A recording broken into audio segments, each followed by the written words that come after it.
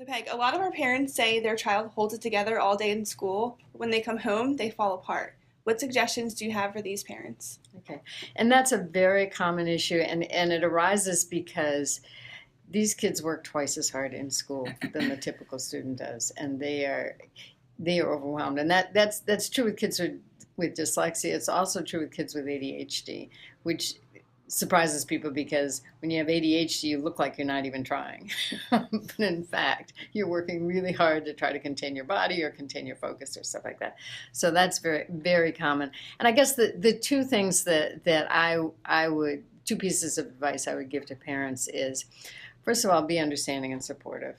Um, don't try to shut the kid down. I'm sure parents don't do this, but you wouldn't want to try to shut the kid down if they're feeling overwhelmed or they've got all these emotions. Acknowledge the emotions. Yeah, today was tough, wasn't it? Or give them time to decompress and explore with kids what will work for you. I mean, for some kids it might be immediately going outside and running around. For other kids it might be retreating to the bedroom and just vegging out for a while.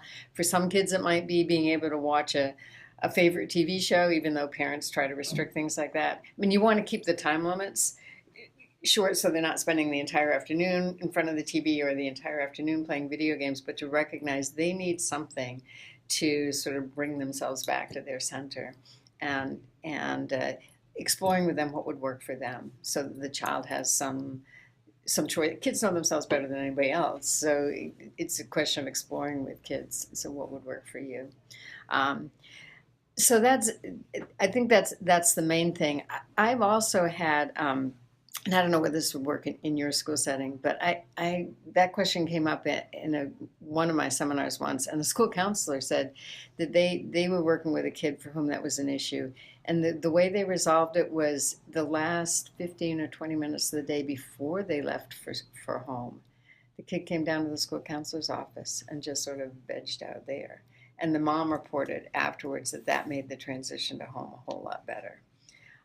So that might be an intermediate step if you got kids who are really sort of falling apart when they get home. If there were any way that you could sort of find the space for them in school to sort of begin that transition to home.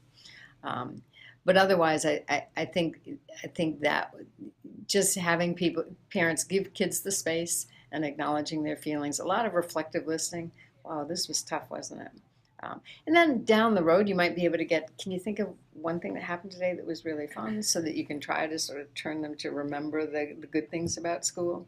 But I wouldn't move to that directly because then the child's going to feel like, wait, you don't get my feelings, do you? so, so I think Great, that's it. thank you.